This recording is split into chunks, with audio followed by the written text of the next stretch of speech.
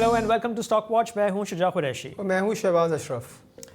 Now इस हफ्ते investors के ज़हन में कोई सवाल तो नहीं होना चाहिए था, वो भी मुश्किल सवाल कि हमको क्या करना चाहिए, बिकॉज बजट अनाउंस हो गया था और क्लैरिटी आ गई थी। बजट से पहले बहुत चीज़ें अनसर्टेन थी, ऑटो सेक्टर के हवाले से काफ़ी नेगेटिव खबरें आ रही थी, लेकिन फिर हमने देखा कि बजट अनाउंस हुआ, अनसर्टेनिटी दूर हुई और इंडेक्स ने बहुत अच्छी रैली दिखाई। वेंसडे को भी तकरीबन 2000 पॉइंट्स का इजाफा और थर्सडे को वो कंटिन्यू हुआ और एक मौके पे इंडेक्स 1,26,700 का रिकॉर्ड हाई उसने टच किया। और फिर ये कुछ खबरें आनी शुरू हुई कि इसराइल ईरान जो एक तनाज़ा कई सालों का है, डेकेड्स का है, उसमें कुछ एस्केलेशन हो सकती है और वहाँ पे इन्वेस्टर्स से प्रॉफिट टेकिंग को तरजीह दी और वो काफ़ी अग्रेसिव हो गई और इंडेक्स एक्चुअली पूरे 2500 पॉइंट्स माइनस हुए गए और इंडेक्स तकरीबन 250-300 पॉइंट नेगेटिव बंद हुआ थर्सडे को। और ऑफ कोर्स फ्राइडे को हमने देखा कि मार्केट खुलने से पहले ही खबर आ गई कि इसराइल ने अटैक कर दिया और मार्केट एक बहुत बड़े नेगेटिव गैप के साथ खुली। But at the end who took the week, bulls और बेयर्स? Let's find out.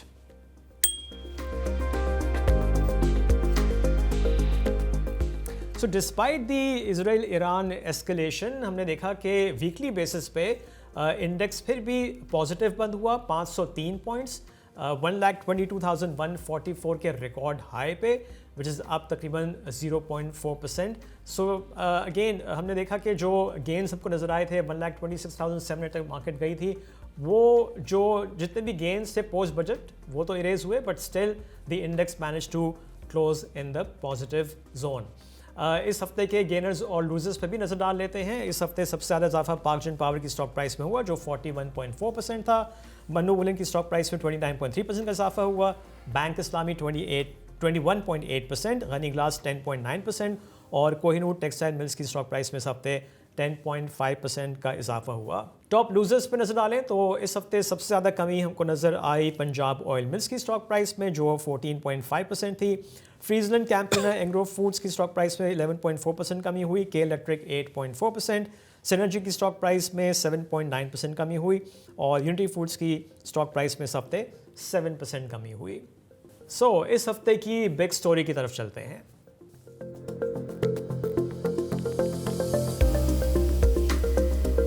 इस हफ्ते की बिग स्टोरी एज मैंने मेंशन किया शुरू में, वो होना तो उसको बजट चाहिए था, लेकिन बिल्कुल लास्ट डे पे हमने देखा कि वो ईरान इजराइल का जो कॉन्फ्लिक्ट था वो बिगेस्ट स्टोरी थी, जिसका हमने देखा कि मार्केट में मंदी हमको नज़र आई और गेंस जो पोस्ट बजट हुए थे वो इरेज हुए।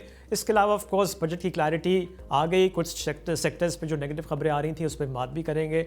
ऑटोज़ के हवाले से क्या डिटेल सामने आई हैं और ऑफ कोर्स कौन से स्टॉक्स जो हैं, कौन से सेक्टर्स जो हैं उनमें हमको बेहतरीन नज़र आएगी। हमने देखा भी था थर्सडे को बहुत तेज़ी नज़र आई हमको सीमेंट स्टॉक्स ने, तो सीमेंट स्टॉक्स और बैंकिंग स्टॉक्स ने इस हफ्ते फिर भी बेहतर परफॉर्म किया और गेंस के साथ हमको क्लोज होते हुए नज़र आए। बट ऑफ कोर्स जहाँ पे प्राइसेस गई थी, थर्सडे को मेपल लीफ अपने अपर सर्किट पे टच हुआ, 91 रुपीज़ का ट्रेड हुआ। डीजी खान सीमेंट ऑलमोस्ट हमने देखा कि वो भी 179 तक ट्रेड हुआ, लेकिन फिर ऑफ कोर्स सारे गेंस वो एरोड होते हुए नज़र आए। अच्छा, इस हफ्ते कुछ डेटा भी आया है। वर्कर्स रेमिटेंसेस की पहले बात की जाए तो मई 2025 में $3.69 बिलियन के रेमिटेंसेस थी, which is up 16% month on month. और इसकी ऑफ कोर्स मेजर जो रीज़न है वो ईद की वजह से यहाँ पे काफ़ी लोग पैसा भेजते हैं समंदर पर पाकिस्तानी, तो इसके वजह से हमने देखा कि रेमिटेंसेस में इजाफा नज़र आया। अब इस माली साल के अगर हम 11 मंथ्स का जायज़ा लें तो रेमिटेंसेस $34.9 बिलियन की हो गई हैं, which is up 29% year on year. अच्छा, इसके साथ साथ कार सेल्स का डेटा भी आया।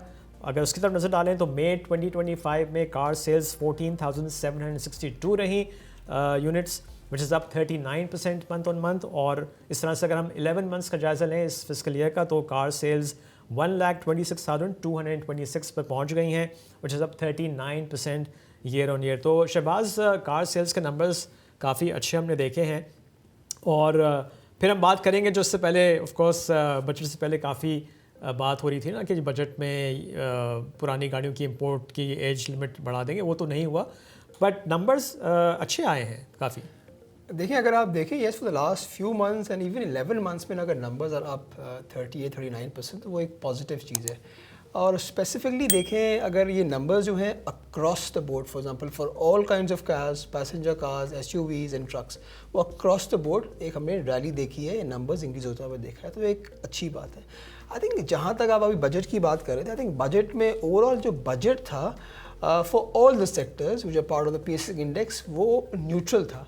बट अगर हम स्पेसिफिकली ऑटोज़ की बात करें उसमें कुछ नेगेटिव प्रपोजल्स थे which did impact the auto sector previously before the budget negatively. But सबसे जो बड़ा थ्रेट था कि वो इम्पोर्ट खोल देंगे अप टू 5 years, वो चीज़ नहीं हुई। और आई थिंक एक और चीज़ मैं क्लैरिफाई कर दूं कि आई थिंक बहुत जगह रिपोर्ट हो रहा है कि जो स्पेशली हाइब्रिड गाड़ियां हैं उस पर सेल्स टैक्स बढ़ गया है और 18% का हो गया है। पर आई थिंक ऐसा नहीं है, हमने फाइनेंस बिल में भी देखा है और चीज़ें इस तरह नहीं है, बिकॉज इनका जो सेल्स टैक्स है वो एटलीस्ट इंटैक्ट है at a lower level till FY26, तो ये चीज़ एक पॉजिटिव है। बाकी अगर आप कुछ नेगेटिव प्रपोजल्स की बात करें जो बजट में आए हैं, सबसे पहले तो यही है कि आपका जो 850 की सीसी उससे जो नीचे की गाड़ियाँ हैं उस पर जो सेल्स टैक्स है वो 12.5 से 18% हो गया है। And on top of it इस पे जो आइस बेस्ड कार्स हैं, जो कन्वेंशनल फॉसिल फ्यूल कार्स हैं, उस पे आप पेट्रोल और डीजल पे चलती हैं, उस पे गवर्नमेंट ने एक लेवी इम्पोज कर दी है, कार्बन टैक्स इम्पोज कर दिया है। वो वेरी करता है डिपेंडिंग ऑन सीसीज। अगर जो गाड़ी अगर 1300 सीसी तक है उस पर 1% है, और जो 1300 से 1800 सीसी तक है उस पर 2% है, और उससे अबव 3% है। और यही जो आपका है कार्बन लेवी या कार्बन टैक्स को कह लें, ये ट्रक्स एंड बसेस पे ही है, वो 1% ही है। उस पे गवर्नमेंट अब बेसिकली क्यों गवर्नमेंट कर रही है, because they want to promote a cleaner environment, hybrids and enterprise electric vehicles, तो ये एक रीज़न है ओवरऑल। राइट। और जिन्होंने हमें फॉलो किया था हमारी जो स्पेशल बजट ट्रांसमिशन थी, तो मैंने ये पॉइंट रेस किया था कि आपने कार्बन लेवी तो लगा दिया एनवायरनमेंट प्रोटेक्शन के लिए एंड ऑल दैट, लेकिन अब तक इलेक्ट्रिक व्हीकल की पॉलिसी ही अनाउंस नहीं करी है, जिसमें ऑफ कोर्स अगर आप इलेक्ट्रिक व्हीकल्स को प्रमोट करने जा रहे हैं और वो सारी 2 व्हीलर्स, 3 व्हीलर्स एंड 4 व्हीलर्स, तो उस पॉलिसी में ये भी आना था कि एक स्पेशल टेरिफ होता कार चार्जिंग के लिए, तो वो भी अब तक नहीं आया। बट एनीवे हमारी गवर्नमेंट इसी तरह ऑपरेट करती है। अच्छा, नाउ अपने गेस्ट से आपका तारुफ कराएं। आज हमको ज्वाइन कर रहे हैं इम्तियाज़ गदर, जो चीफ एग्जीक्यूटिव हैं अलमीज़ान इन्वेस्टमेंट मैनेजमेंट लिमिटेड के। Imtiaz, welcome to the show. Always a pleasure to be on the show. अच्छा इम्तियाज़, आपसे मेरा पहला सवाल तो बजट पे होना था, लेकिन वो इतनी तेज़ी से चीज़ें ऑफ कोर्स जो सूरत हाल है वो बदलती हुई हमको नज़र आई। जियो पॉलिटिकल की मैं बात कर रहा हूँ, तो अब ये जो कॉन्फ्लिक्ट हमने बढ़ते हुए देखा है, इसमें एस्केलेशन है ईरान इसराइल की, और उसके बाद हमने देखा भी कि ग्लोबल स्टॉक मार्केट्स नीचे आई हैं, ऑयल प्राइसेस बहुत तेज़ी से शूट अप कर गई। At one point in time 11% तक इजाफा हो गया था, और अब हम जब रिकॉर्ड कर रहे हैं तो अराउंड 7-8%, यानी कि थोड़ा सा उसमें कमी आई थी, but they were still up 7-8%। तो of course global oil price का बढ़ना पाकिस्तान के लिए तो एक अच्छी बात नहीं है, but how do you see this now developing and impacting Pakistan? Sujay, देखिए अब जो जियो पॉलिटिक्स है, आई थिंक ये एक गिवन हो गई है इन्वेस्टमेंट केस में, ना सिर्फ पाकिस्तान के, आई थिंक रीजनल मार्केट्स पे भी। अगर आप पिछले 1-1.5 महीने की सारी डेवलपमेंट्स देखें, ना सिर्फ पाकिस्तान के अराउंड जो नेबरिंग कंट्रीज़ हैं उसमें, बल्कि मिडल ईस्ट पे भी देखें, तो अब I think we will have to take geopolitics as a given in terms of the shifting landscape. So this is again yet another development in that direction. और आपने बिल्कुल सही कहा कि पाकिस्तान पे इसका डायरेक्ट इम्पैक्ट जो एक कमोडिटी प्राइसेस से तो आएगा ही, बट एक जियो पोलिटिकल अलाइंसेज रीशेप हो रहे हैं। अगेन स्पेशली पाकिस्तान का जो इकोनॉमिक मॉडल है उसमें बहुत इंपॉर्टेंट है कि आपके पास एक्सटर्नल फ्लोज कहाँ से आते हैं, कितने आते हैं, मल्टीलैटरल एजेंसीज़ के साथ आपके क्या ताल्लुकात रहते हैं। तो आई थिंक इनको दोनों तनाजुर में देखना होगा। एक इमीडिएट इम्पैक्ट है जो कि कमोडिटी प्राइसेस की मूवमेंट से आता है, और एक जैसे मैंने कहा कि ये जो शिफ्टिंग लैंडस्केप है इन terms of geo political alliances, उस पर भी बहुत गहरी नज़र रखनी होगी from a investment case perspective. अच्छा इम्तियाज़, ये बताइए कि आपका क्या एनालिसिस है? डू यू थिंक कि ये पास की तरह it will be a short lived thing, या ये प्रोलॉन्ग हो भी सकती है? अच्छा, कुछ लग ऐसा रहा है कि ये कोई prolonged period of short conflicts बनता हुआ लग रहा है। अगर आप रशिया यूक्रेन भी देखें, it's been going on, so it's never like blown through the roof, but it's been going on. इसी तरह आई थिंक होगा यही कि अब जो चीज़ें जिस तरह से होती हुई नज़र आ रही हैं कि शॉर्ट बाउट्स में शायद कंटिन्यू करेंगी, जिसमें फ्लेयर अप होगा। और अगेन जैसे पिछले सवाल में भी हम बात कर रहे थे कि कमोडिटी प्राइसेस जब भी उसमें एक स्पाइक आएगा, एक importing country like Pakistan, obviously concerns आपके फ्लेयर अप होंगे। बट देखना सिर्फ यही है कि क्या ये एक सस्टेन्ड रेंज में रहता है या ये ब्लो आउट होता है इनटू अ बिगर कॉन्फ्लिक्ट, जिसकी वजह से ऑयल प्राइसेस पे कोई सस्टेन्ड अपवर्ड प्रेशर आता है। तो आई थिंक यही एक चीज़ देखनी है। अभी फिलहाल अगर देखें तो ऐसा यही लग रहा है कि बहुत सारे राउंड्स होंगे और short term conflicts between different localities, तो उसी की कंटिन्यूशन लग रही है। But again it's an evolving situation, हमें देखना होगा कि आगे किस तरह से एग्जैक्ट होता है और उसी हिसाब से व्यू फॉर्म अप होगा फिर। अच्छा इम्तियाज़, आपका ओपिनियन मैं जानना चाह रहा हूँ ऑन द फेडरल बजट जो इस हफ्ते अनाउंस भी हुआ। आप क्या समझते हैं कि जो कुछ टारगेट्स रखे गए हैं स्पेशली जीडीपी का या टैक्स रेवेन्यू का, वो रियलिस्टिक और अचीवेबल हैं? I think I would say budget is more or less along the expected lines in terms of the macro theme। जो हमारे यहाँ पर एक ट्रेड ऑफ रहा है पिछले कई सालों में बजट में, वो यही है कि आपको मैक्रो डिसिप्लिन भी दिखाना है, फिजिकल डिसिप्लिन भी दिखाना है और साथ में ग्रोथ एम्बिशंस को उसके साथ बैलेंस करना है। तो इस बजट में भी आपको वही गवर्नमेंट की एक एफर्ट नज़र आती है कि किसी तरह हम अपने रेवेन्यू कलेक्शंस को इस तरह से इंक्रीज़ करें कि ग्रोथ पे बहुत ज़्यादा इम्पैक्ट ना आए। इट्स डिफ़िकल्ट कि दोनों चीज़ें अचीव हो सके, तो एक टफ बैलेंसिंग एक्ट रहेगा through the whole fiscal year. और आई थिंक जो अच्छी बात है वो ये है कि मैक्रो डिसिप्लिन को अभी भी प्रायोरिटाइज़ किया हुआ है और गवर्नमेंट जो है वो पॉपुलिस्ट मूव्स की तरफ बहुत ज़्यादा नहीं जा रही, क्योंकि यूजुअली हमने देखा है कि जब हम पॉपुलिस्ट मूव्स की तरफ जाते हैं तो फिर थोड़े से एक्सूबरेंट डिसीजंस लेते हैं और फिर इकोनॉमी ओवरहीट हो जाती है। तो उस पॉइंट ऑफ व्यू से I think it is that measured budget that we need. Having said that, obviously the revenue targets and all do look a little optimistic, तो कोई adjustments during the year हमें देखने में आएंगी कि जहाँ पर intended head से जहाँ shortfall आ रहा होगा वो किसी और head से पूरा करने की कोशिश की जाएगी। अच्छा इम्तियाज़, फेडरल गवर्नमेंट तो जैसे आपने कहा हमको नज़र आ रही है जो बजट पेश किया है कि वो फिस्कल डिसिप्लिन की तरफ जा रही है, बट वी नो कि अगर ओवरऑल हम पिक्चर में देखें तो फेडरल गवर्नमेंट को ज़रूरत होगी कि प्रोविंसेस भी उसको हेल्प आउट करें। और अभी जो हमको स्टेटमेंट्स नज़र आ रहे हैं प्रोविंशियल मिनिस्टर्स के, वो लग रहा है कि वो पॉपुलस जो है बजट की तरफ जाते हुए नज़र आ रहे हैं, तो ये कोऑर्डिनेशन भी तो ज़रूरी है। जी बिल्कुल, आई थिंक ये एक अगेन ऑनगोइंग चैलेंज है हमारे लिए कि जो हमारा फेडरल और प्रोविंसेस का कोऑर्डिनेशन है वो तो बहुत इंपॉर्टेंट रहेगा, specially after the 18th amendment, जब जहाँ पर बहुत सारे इश्यूज़ जो हैं वो प्रोविंशियल मैटर्स बन गए। तो आई थिंक ये एक जो कोऑर्डिनेशन है between the federal and the provinces, I think this will remain a balancing act throughout the year. हमेशा आई थिंक हमारा फिस्कल ईयर स्टार्ट इसी तरह होता है कि provinces want to be more populist and federal has to be more disciplined as a reason because of that.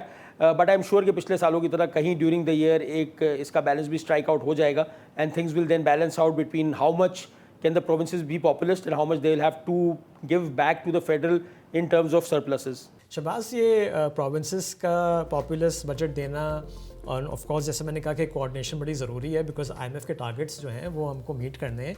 और हम देख भी रहे हैं फ्राइडे को हमने देखा कि सिंध बजट और KPK का बजट आया और जो बातें पंजाब के बजट से आ रही हैं तो लग तो रहा है कि वो पॉपुलस बजट की तरफ जा रहे हैं। देखिए स्पेशली जब ये सिंध का बजट आया और KPK का बजट आया, उनका जो प्रोविंशियल सरप्लस टारगेट है वो तो yes it's a surplus, but जिस तरह जो गवर्नमेंट चाह रही है कि टोटल जो सरप्लस प्रोविंशियल का वो अराउंड 1.4 ट्रिलियन रुपीज़ हो, तो देयर इज अ पॉसिबिलिटी कि वो इतना मीट ना हो। बट इंपॉर्टेंटली अगर आप ये देखें लास्ट ईयर जो आपका प्रोविंशियल सरप्लस FY25 में जो होगा एक्सपेक्टेड है वो 1 ट्रिलियन का है। सो अगर 1 ट्रिलियन का भी होता है तो आई थिंक सबसे इंपॉर्टेंट है कि इस बार गवर्नमेंट ने अपने जो फिजिकल डेफिसिट का टारगेट है वो बहुत अग्रेसिव रखा है। आई थिंक 2008 के बाद ये टारगेट आ रहा है और वेयर जो IMF का टारगेट है विच इज़ मोर इम्पॉर्टेंट ये वो 5% है। सो अगर थोड़ा अग्रेसिव भी हो जाते हैं प्रोविंशियल्स तो आई थिंक थोड़ा बहुत उनके पास रूम है और गवर्नमेंट के पास ये रूम है कि PSDP एलोकेशन उन्हें 1 ट्रिलियन रखी हुई है बिकॉज आई थिंक जो PSDP is no more of a provincial subject rather than a federal subject, तो यहाँ थोड़ी सी हम कटौती देख सकते हैं। तो आई थिंक इंपॉर्टेंट ये है कि अगर रेवेन्यू टारगेट थोड़ा एम्बिशियस है और PSDP एलोकेशन थोड़ी सी कम हो जाती है, इवन देन अगर प्रोविंशियल सरप्लस जो फेडरल समझती है कि 1.4 ट्रिलियन होगा और नहीं भी होता है तो even then we are targets will be in line with IMF because अगर आप IMF देखें या बाकी जो फिच की आपकी जो टारगेट्स देखें they are less aggressive compare to Pakistan. So इस बार पाकिस्तान ने अपने टारगेट्स आफ्टर अ वाइल ज़्यादा अग्रेसिव रखे हैं compare to other global ratings. So overall important ये है कि yes the budget is in line with the IMF expectations और जो भी टारगेट होंगे वो इन लाइन ही होंगे with IMF which is more important year. Right. अच्छा इम्तियाज़, ये बताइए कि हमने देखा कि बजट के बाद मार्केट ने अच्छी रैली दिखाई, वो फिजल आउट हो गई of course because of this conflict, but आपका क्या व्यू है मार्केट पे in the mid to long term? तो अगेन जैसा आपने कहा कि बिकॉज बजट में कोई ऐसी नेगेटिव चीज़ because of for the equity markets नहीं आई, कोई ऐसे हेडलाइन, कोई नए टैक्सेस या कोई ऐसी चेंजेस की हुई या किसी सेक्टर के ऊपर कोई बहुत ज़्यादा इंपैक्ट आ गया हो लिस्टेड सेक्टर के ऊपर, तो आई थिंक वो आपको मार्केट में नजर आया। एक एलिमेंट रिलीफ रैली का था कि कोई बुरा डेवलपमेंट नहीं हुई और एक ये था कि ठीक है गवर्नमेंट का भी एक फोकस लग रहा है कि शायद इक्विटीज़ को कुछ हद तक सपोर्ट करना है। जैसे आपको नजर आया कि गवर्नमेंट ने मुख्तलिफ डेट इनकम हेड्स के टैक्सेस को ट्वीक किया है अपवर्ड्स, तो वहाँ पर नजर आ रहा है कि इक्विटी को प्रमोट भी करना चाह रहे हैं. सो इट्स अंडरस्टैंडेबल कि मार्केट का reaction to the budget has been positive. Having said that, as you rightly pointed out, कि अब शायद एक ट्रेड ऑफ होगा बिटवीन जो रीजनल डेवलपमेंट्स होंगी उसके साथ साथ मार्केट ऑफसेट करेगी लोकल बजट से रिलेटेड जो पॉजिटिविटी थी. बट मीडियम टर्म की जहाँ तक बात करूँ, मीडियम टर्म में आई थिंक जो चीज़ इंपॉर्टेंट होगी वो यही है fiscal discipline. Because again Pakistan का अगर आप इन्वेस्टमेंट केस देखें तो corporates have been able to prove कि प्रॉफिटेबिलिटी इंटैक्ट रह जाती है in different investment cycles. They do have the resilience to be able to make money in different investment cycles. जो पाकिस्तान का इन्वेस्टमेंट केस हमेशा derail होता है वो वैल्यूएशंस पे होता है. और वैल्यूएशंस पे कहाँ डीरेल होता है? जहाँ हम फिस्कल डिसिप्लिन छोड़ देते हैं, हम अचानक से बहुत ज़्यादा पॉपुलिस्ट हो जाते हैं, या we take very irrational decisions. तो जैसा मैंने कहा कि जो इस बजट में भी नज़र आया है उससे थोड़ी सी उम्मीद और बढ़ेगी कि पाकिस्तान अगर अपने फिस्कल डिसिप्लिन पे कायम रहता है तो I think valuations will continue to rerate, which should be good for the market. साथ ही साथ एक और इम्पॉर्टेंट एलिमेंट है कि आपकी इंटरनेशनल कम्युनिटी में स्टैंडिंग जो पिछले कुछ दिनों में विजिबली नज़र आ रहा है कि थोड़ी सी इन्हांस हुई है, वो एक अपनी जगह पे वो मोमेंटम कायम रहे. बिकॉज दैट इज़ डेफिनेटली बहुत इंपॉर्टेंट है जब तक हमारा मैक्रो पूरी तरह स्टेबलाइज नहीं हो जाता. फ्रेंडली कंट्रीज से, मल्टीलैटरल एजेंसी से जो आपको फ्लोज आने, वो उसका फ्लो आते रहना बहुत ज़रूरी है ताकि आपका एक्सटर्नल अकाउंट बैलेंस होता रहे. तो आई थिंक ये दो चीज़ें मीडियम टर्म में विच विल डिटरमाइन कि किस तरफ मार्केट की वैल्यूएशंस जाती हैं. अगर आप आज का पूछे तो मुझे लग रहा है दोनों की डायरेक्शन पॉजिटिव ही नज़र आ रही है. So that should be good for the market in the medium term once we are through the short term pressures in terms of regional tensions flare up. So Imtiaz, इन हालात में ऑफ कोर्स मेरा इशारा यही जो रीजनल कॉन्फ्लिक्ट है उसकी तरफ है. इन हालात में गवर्नमेंट फिस्कल डिसिप्लिन कैसे मेंटेन करेगी और ये जो एक्सटर्नल शॉक है स्पेशली ऑयल प्राइस का, उसको कैसे एब्जॉर्ब करेगी? जी बिल्कुल शुजा, ये जैसा मैंने कहा फिस्कल डिसिप्लिन, एक टेस्ट इसका यही आएगा कि अगर ये इंटरनेशनल प्राइसेस पे प्रेशर सस्टेन करता है तो कितना गवर्नमेंट कमिटेड रहती है of passing on the pressure of international prices on a real time basis into petrol prices. Her government की एक कोशिश होती है कि वो अपनी मासेस को शील्ड कर सके किसी तरह की, उसके ऊपर बहुत ज़्यादा इम्पैक्ट ना आए. बट हमने देखा है इन द पास्ट कि there is only a certain capacity. एक चीज़ अगर मैं 10 रुपये की खरीद रहा हूँ, उसको 9 रुपये की बेचने का अनलिमिटेड साइकिल तो हो नहीं सकता. तो उसका हमने देखा यही ओवर टाइम प्रूव हुआ है कि अगर government real time pressure pass on कर दे तो रियल टाइम रिलीफ भी पास ऑन कर सकती है. तो आई थिंक ये एक बड़ा लिटमस टेस्ट आ रहा है इन द नियर टर्म कि अगर ये ऑयल प्राइसेस पे प्रेशर रहता है तो गवर्नमेंट का फिस्कल डिसिप्लिन किस तरह से चलना है, मैक्रो इकोनॉमिक डिसिप्लिन कितना मेंटेन रहना है, वो इस तरह के डिसीजन से बहुत अच्छी तरह रिफ्लेक्ट हो जाएगा. अच्छा इम्तियाज़, अभी आपने मेंशन भी किया कि जो बजट में हमने देखा है कुछ टैक्स के हवाले से स्पेशली म्यूचुअल फंड्स जो डेट से अपना इनकम जनरेट करते हैं उस हवाले से कुछ कन्फ्यूजन है. और एक अगर मैं आपसे पूछूं, अगर आप इस पर क्लैरिफाई कर सकें कि tax rate on dividends from mutual funds deriving income from profit on debt, इसको बढ़ाया गया फ्रॉम 15% टू 25%, और फिर इंडस्ट्री ने कहा नहीं ये तो पिछले साल ही हो गया था. तो इसमें जो कन्फ्यूजन है इसको आप कैसे क्लैरिफाई करेंगे? जी एग्जैक्टली, ये जिस तरह से वो वर्डेड था उससे सबका इंप्रेशन यही हुआ कि जैसे बढ़ा के उसको 25 किया. आई थिंक वो पिछले साल भी 25 ही था. जो चेंज आया है वो उन्होंने ये किया है कि उन्होंने एक्सप्लेन कर दिया है. तो पहले ये था कि अगर आप 50% अगर कोई म्यूचुअल फंड अपनी इनकम ड्राइव कर रहा है फ्रॉम प्रॉफिट ऑन डेट तो उसका 25% टैक्स हो जाएगा उसके डिविडेंड पे. अब ये हुआ है कि उन्होंने स्पेसिफाई कर दिया है कि हम प्रोपोर्शनेटली इसको इम्प्लीमेंट करेंगे.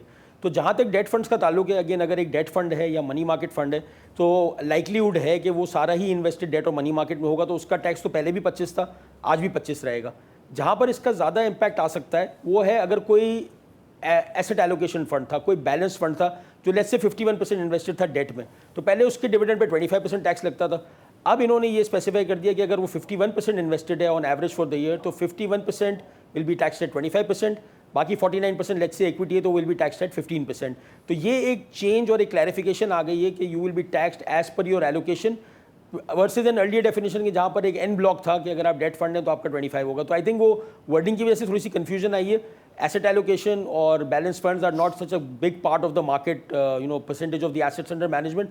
So I think effectively, as far as the dividend taxes are concerned, there I would say more or less वो intact ही हैं जो पिछले साल पे थे. अच्छा इम्तियाज़, एक बड़ी अजीब चीज़ हुई है वो ये कि जो टैक्स एग्जेम्पशन था ऑन वॉलंटरी पेंशन स्कीम्स उसको रिमूव कर दिया गया है. ये क्यों किया? इसके पीछे क्या थिंकिंग है गवर्नमेंट की? जी शुजा, ये एक थोड़ा सा एक सरप्राइजिंग मूव है हमारे लिए कि ये जो एलिमिनेशन हुई है, अच्छा उसकी वजह से थोड़ी सी एम्बिग्विटी भी क्रिएट हो गई है कि what exactly happens to VPS withdrawals after this clauses have been removed. Having said that, I think हमें तो बड़ी उम्मीद है कि इस चीज़ को रिविजिट किया जाएगा just because of the pure logic के पेंशंस तो एक ऐसा प्रॉब्लम सॉल्व कर रहे थे जो कि पाकिस्तान का एक मैक्रो लेवल इशू है, जो कि हर मल्टीलैटरल एजेंसी ने भी हाईलाइट किया है कि आपके पास अनफंडेड पेंशन लाइबिलिटीज़ बहुत ज़्यादा जमा हो गई and they called it a ticking time bomb and this was the plan that was rolled out in the last few years और सारी प्रोविंशियल गवर्नमेंट्स और फेडरल गवर्नमेंट भी इस पर काम कर रही थी कि अब अनफंडेड पेंशन लाइबिलिटीज़ की जगह we will go to the VPS scheme ताकि हमारे पास एक फंडेड पूल तैयार होना शुरू हो जाए एटलीस्ट न्यू एम्प्लॉयज़ का एंड इवेंचुअली पुराने एम्प्लॉयज़ का भी कि ताकि वो सारे VPS पे ट्रांजिशन हो जाए. दिस मूव प्राइमा फेसी एक स्टेप बैकवर्ड है, इसीलिए हमें लगता है कि इसको रिविजिट किया जाएगा. And then as I said it's not just about कि VPS का टैक्स इंसेंटिव रहता है हटता है. I think it's a big macro problem that was getting resolve through a longer term formation of capital via pension investments. तो उस वजह से इस क्लॉज का हटना थोड़ा सा काउंटर इंट्यूटिव है and I think we expect कि इसकी कोई क्लैरिटी होपफुली जल्द आ जाएगी. अच्छा शहबाज, इस पे of course I mean VPS पे अजीब सा ही डिसीजन है, इसका कोई रैशनल समझ में नहीं आता. जैसे अभी इम्तियाज़ ने भी कहा कि इसको होपफुली जो है गवर्नमेंट रिविजिट करेगी. आई थिंक अगर आप देखें एज ऑफ मे इस टोटल आई थिंक फ़ंड का साइज़ तकरीबन सिर्फ 100 अरब रुपये है, कोई बड़ा अमाउंट नहीं है. अगर गवर्नमेंट टैक्स भी लगाती थी तो गवर्नमेंट को कोई कंट्रीब्यूशन इससे होगी नहीं. और येस, जो गवर्नमेंट चाह रही है कि जो आपका सेविंग्स जो आपका जो इस तरह इम्प्लीमेंट हो वो लोग सेव करें फॉर लॉन्ग टर्म, वो चीज़ बहुत हर्ट हो सकती है. एंड स्पेशली इसमें एक और चीज़ भी हुई है कि अगर आपका कंपनी का एक प्रोविडेंट फंड है उसको आप लेकर ट्रांसफ़र करते हो टू VPS स्कीम, तो पहले जो टैक्स एग्जेम्प्ट था वो उस पर भी टैक्स लग जाएगा. और आपको इसमें स्पेसिफिकली इंपॉर्टेंट बात यह है जो टैक्स एग्जेम्पशन है ना, और जो टैक्स आपका लगेगा वो बेसिकली कैपिटल गेन्स में नहीं लगेगा, जो आपने वो पूरे अमाउंट पे लगेगा. तो आई थिंक अगर ये चीज़ होपफुली रिविजिट होगी और आई थिंक होनी चाहिए. अगर ये नहीं होती है तो आई थिंक अभी भी जून एंड नहीं हुआ है, फाइनेंस बिल अभी फाइनलाइज नहीं हुआ है, जिसको भी पैसे अगर ट्रांसफ़र करने हैं towards from provident fund to VPS, वो this is the best time to transfer. Right, ठीक है. अच्छा इम्तियाज़, तो इस पे क्या ऑलरेडी म्यूचुअल फंड इंडस्ट्री ने गवर्नमेंट को जो है वो लेटर वगैरह लिखा है, उनसे कांटेक्ट किया है? जी बिल्कुल. I mean in terms of जो कि एक प्रैक्टिस होती है इंडस्ट्री की कि once the budget is announce तो उससे रिलेटेड जो भी इम्प्लीकेशंस होती हैं टू द इंडस्ट्री, कुछ चीज़ें होती हैं जो क्लैरिफिकेशन मांग रही होती हैं, कुछ चीज़ें होती हैं जो फॉलो अप एक क्लॉज मांग रही होती है ताकि चीज़ें और कॉम्प्रिहेंसिव हो जाएं और बाद में ओपन टू इंटरप्रिटेशन ना रह जाएं. तो उसमें जहाँ पर बाकी चीज़ों पे industries engage with the relevant authorities, VPS is obviously also something that we are engage. And as I said not just because कि म्यूचुअल फंड का इसमें कोई रोल है, ये तो एक बहुत बड़ा मैक्रो प्रॉब्लम रिजॉल्व हो रहा था थ्रू द VPS स्कीम, तो उसका रीइंस्टेट होना इसलिए ज़रूरी है. अच्छा इम्तियाज़, आपसे एक और चीज़ पे डिस्कस करना है, वो ये है कि डिस्पाइट ऑल द पॉजिटिव्स जो हमने देखे हैं, पाकिस्तान की मैक्रो इकोनॉमिक स्टेबिलिटी हमको नज़र आई है, हमारी रेटिंग्स अपग्रेड हुई हैं, but foreign investors are continuously selling in the market. अगर हम इस फिस्कल ईयर की बात करें तो $200 मिलियन से ज़्यादा की सेलिंग अब तक हुई है. इस कैलेंडर ईयर में जनवरी से लेकर अब तक मोर देन $100 मिलियन की हमने सेलिंग देखी है. तो जब सब चीज़ें बेहतर हो रही हैं तो फिर इन्वेस्टर्स यहाँ पे क्यों सेल कर रहे हैं इतना? अच्छा देखिए, एक जब फॉरेन इन्वेस्टर होता है ना तो उसके decision making is not purely stand alone on Pakistan basis, वो एक रिलेटिव टर्म्स में भी एक डिसीजन मेकिंग कर रहा होता है. दूसरा ये कि उसके पास ऑब्वियसली एक मल्टीपल मार्केट्स का होराइजन अपने सामने होता है, प्लस इंटरनेशनल मार्केट्स में भी अगर देखें तो एक अनसर्टेनिटी की वेव है कि people are not really sure कि सारी मैक्रो इकोनॉमिक पॉलिसीज़ कहाँ पर जाके सेटल होंगी. जनरली ऐसे टाइम्स पे हमने देखा है कि there is a flight to familiarity. तो अगर मैं एक US बेस्ड फंड मैनेजर हूँ और मुझे ऐसा लग रहा है कि मेरा आउटलुक इस वक्त क्लियर नहीं है, तो मैं सबसे पहले काम ये करता हूँ कि होम बेस पे वापस आ जाता हूँ कि let me just come back two things I understand more clearly. दूसरा ये कि पाकिस्तान में जो फॉरेन इन्वेस्टमेंट आई थी आज से 1-1.5 साल पहले, अगर आप उसको देखें, so it's made quite a decent return even in dollar terms. तो एक बहुत अच्छा प्रॉफिट भी बना हुआ है, कुछ प्रॉफिट टेकिंग का एलिमेंट भी है, कुछ just familiarity to return to familiarity home base वाला एलिमेंट भी है. तो आई थिंक ये 2-3 चीज़ें हो रही हैं, क्योंकि अदरवाइज अगर आप देखें तो पाकिस्तान में ना करेंसी पे कोई ऐसा शौक आया है, ना मैक्रोस पे कोई इस तरह का शौक है कि वन वुड से कैसा फॉरेनर्स निकल रहे हैं. तो मुझे ये लगता है कि ज़्यादा एक पोर्टफोलियो लेवल डिसीजन है, रीएलोकेशंस आर हैपनिंग, और वो reallocations can also happen the other way around as soon as people have some clarity in terms of commodity prices, in terms of export tariffs and regimes के क्या होने जा रहे हैं. जैसे हम बात कर रहे थे कमोडिटी प्राइसेस की, सो ऑब्वियसली अगर जियोपॉलिटिकल टेंशन्स बढ़ रहे हैं तो for a foreign investor it will make sense कि मैं कमोडिटी इंपोर्टिंग कंट्रीज पे एक्सपोजर अपना थोड़ा कम कर लूँ. बेशक वहाँ कंपनीज कितने भी पैसे बना रही है, बट मुझे पता है एज अ मैक्रो थीम हो सकता है कि वहाँ प्रेशर बढ़ जाए, तो जब सर्टेनिटी आ जाएगी तो मैं वापस आ जाऊँगा. तो आई थिंक जब आप फॉरेनर्स की एक्टिविटी को देखें तो yes, Pakistan factors play a role, but it's also about what is happening in their overall portfolio. अच्छा इम्तियाज़, मंडे को मॉनेटरी पॉलिसी कमेटी की मीटिंग भी है, आपकी क्या एक्सपेक्टेशन है कि कोई इंटरेस्ट रेट कट हो सकता है, और आप इवेंचुअली कहाँ बॉटम आउट होता हुआ देख रहे हैं? एक एक्सपेक्टेशन तो ये थी कि इस मॉनेटरी पॉलिसी में प्रॉबली जो मार्केट के बिहेवियर से भी लग रहा था कि 100 बेसिस पॉइंट्स का कट आ सकता है and eventually rates could settle into high single digits. Having said that, अब ये जो आज की डेवलपमेंट हुई है, it's happened just to close to the MPC तो जब MPC मीटिंग हो रही होगी उस वक्त इंटरनेशनल ऑयल प्राइसेस में क्या मार्केट की सूरत हाल होती है, तो उस पर हो सकता है कि monetary policy committee takes a wait and see stance के let's see how these prices fare before we take a move. So I don't think the market will mind that too much. ठीक है, थोड़ा सा disappointment हो सकता है कुछ market players को कि कट हो जाता तो बेहतर था. That always happens, but as long as you feel that the right decisions are being taken and we are on an easing path और इन्फ्लेशन जो है वो 4% के आसपास है, तो हमारे पास रूम रहेगा इंटरेस्ट रेट कट करने का. सो आई डोंट थिंक कि इसमें को बहुत ज़्यादा पैनिक आएगा, but yes base case expectation was कि 1% अभी कट होना चाहिए.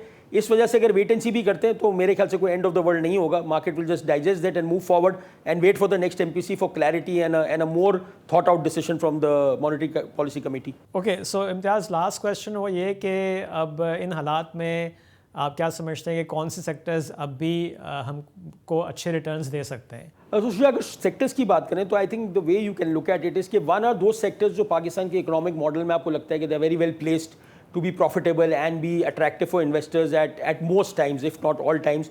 सो बैंक्स हो गए, फर्टिलाइजर हो गए, ये ऐसे बिजनेस मॉडल्स हैं जिन्होंने प्रूव किया है कि थ्रू साइकिल्स इनकी परफॉर्मेंस बहुत अच्छी रही है. तो आई am sure they will remain high on the investment radar.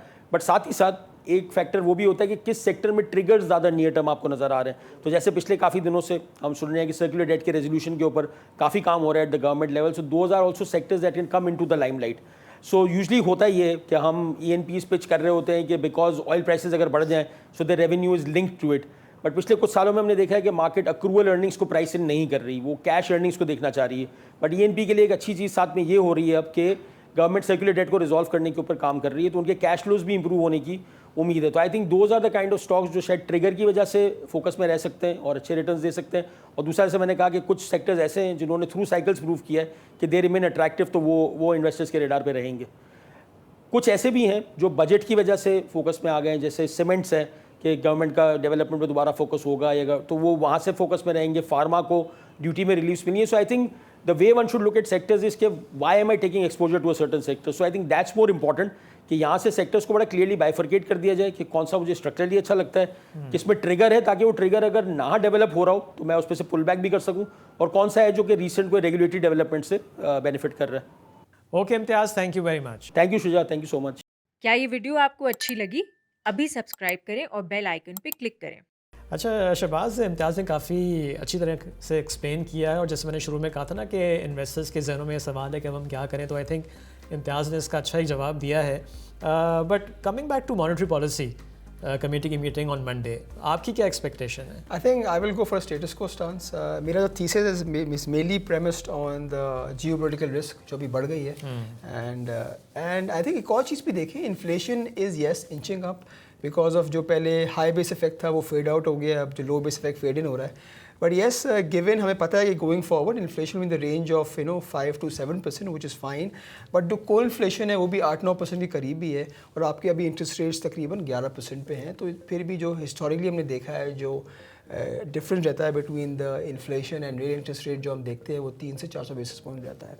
I think एक और इम्पॉर्टेंट फैक्टर है कि अभी फाइनेंस बिल अभी आया है, एक्ट बनेगा. वी नो फॉर श्योर कि इतना इन्फ्लेशनरी नहीं होगा, बिकॉज अगर कुछ मेजर्स इन्फ्लेशनरी है तो I think it's better for the State Bank to watch and see, और इस टाइम वो स्टेटस को करें. और बट येस डेफिनेटली एक अच्छी चीज़ है कि गोइंग फॉरवर्ड हमारा अगर फिजिकल डिसिप्लिन मेंटेन रहता है और इंटरेस्ट रेट हम समझते हैं कि 11% फ़िलहाल हैं और आगे जाके रूम है हमारे पास बिकॉज इन्फ्लेशन आउटलुक, तो there is a room for further cut. But I think this time State Bank will offer a status quo stance.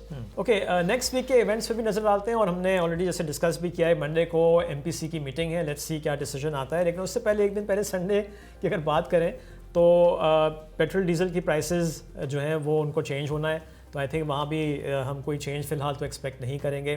Tuesday को इंपोर्ट एक्सपोर्ट का डेटा है, वेंसडे को पावर जनरेशन का data, Thursday को forex reserves, और Friday को as usual weekly inflation के numbers आएंगे. इसके अलावा फ्राइडे को करंट अकाउंट के नंबर्स भी एक्सपेक्टेड हैं, और FDI यानी कि फॉरेन डायरेक्ट इन्वेस्टमेंट का डेटा भी एक्सपेक्टेड है.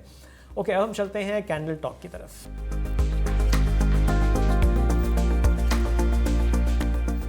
ना वर्ल्ड लाइक सिचुएशन जब हो तो टेक्निकल्स भी जो हैं वो बड़ा मुश्किल होता है उनको देखना, और अच्छी मार्केट चल रही थी और बड़ा आसान था देखना कैंडल्स कहाँ बन रही हैं, क्या ट्रेंड है, लेकिन वो सारा टॉपसी टर्वी हो गया.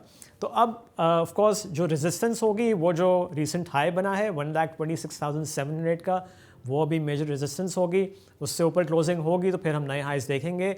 ऑन द डाउन साइड जो फ्राइडे को हमने लो बनते हुए देखा वो था 1,21,600 का, और मार्केट बंद हुई है 1,22,141। तो ये पहली एक माइनर सपोर्ट होगी।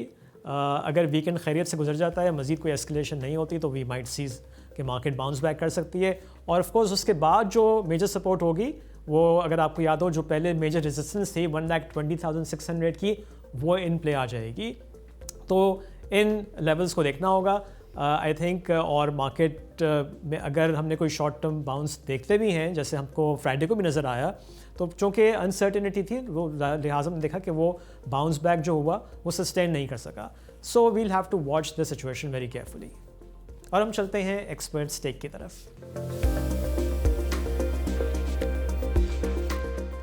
शहबाज, क्या टेक होगी आपकी? देखिए, मंडे को तो मॉनेटरी पॉलिसी है, स्टेटस को स्टांस है, बट आई थिंक इंपॉर्टेंटली अगर आप डिफरेंट सर्विस देखें तो majority 50 to 70 people are expecting status quo stance. तो अगर स्टेटस को भी रहता है तो I think should not be negative for the market. और दूसरी अगर आप एलिमेंट देखें, जो मनी मार्केट यील्ड्स हैं, they are trading at out 11.5, 11.2, 11.3%।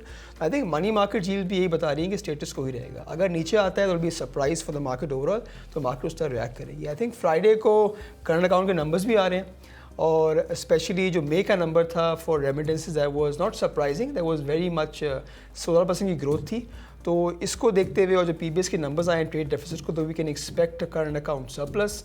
हमारी मालूमात के मुताबिक प्रॉब्ली जो नंबर्स करंट अकाउंट सरप्लस के आएंगे इस महीने, हो सकते हैं 800 से 900 मिलियन डॉलर्स हो, जिसकी वजह से आपका जो भी करंट अकाउंट सरप्लस है 1.9 बिलियन डॉलर्स है, वो मजीद 2.5 क्रॉस कर जाए, and which is much above the governments target for FY25।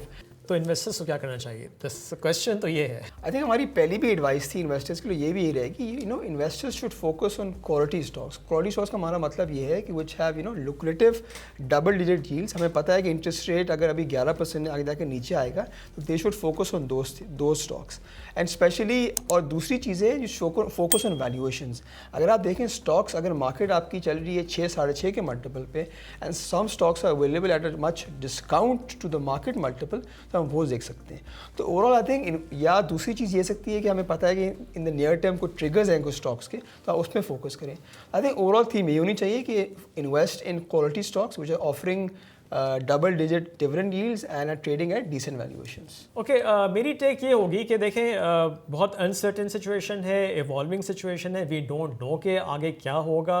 जो स्टेटमेंट्स आए हैं वो तो लग रहा है कि शायद थोड़ा सा प्रोलॉन्ग होता हुआ नज़र आ रहा है चीज़ें, but let's hope for the best. तो ऐसी सूरत में ऑफ कोर्स जैसे देखें, दो किस्म के इन्वेस्टर्स हैं, एक लॉन्ग टर्म इन्वेस्टर्स हैं और दूसरे डे ट्रेडर्स हैं।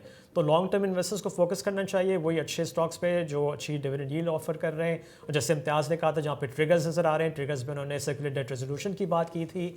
अब वो हम एक्सपेक्ट कर रहे हैं कि जून एंड तक हो जाना चाहिए, बिकॉज बजट में अगर उसका जिक्र किया गया है और बजट को 26 जून को पास करना है, तो ये उससे पहले होनी चाहिए चीज़। तो of course but we don't know कि होती है या नहीं होती। तो जब तक अनसर्टेनिटी का एलिमेंट है तो थोड़ा सा कैश पे बैठें, और जहां अगर कोई ऐसी खबर आ जाए कि हाँ चीज़ें जो है मज़ीद एस्केलेट नहीं होंगी, तो फिर वहाँ पे आप उन स्टॉक्स में बड़ी पोजीशंस भी ले सकते हैं जो आपने ऑलरेडी हाईलाइट किए हुए हैं। तो फोकस रहें, न्यूज़ को वॉच करना होगा और उसके मुताबिक मार्केट में इन्वेस्टमेंट करनी होगी। So with that, we end this week's Stock Watch. Have a nice weekend. इंशाल्लाह आपसे मुलाकात होगी अगले हफ्ते. Take care. खुदा हाफिज़.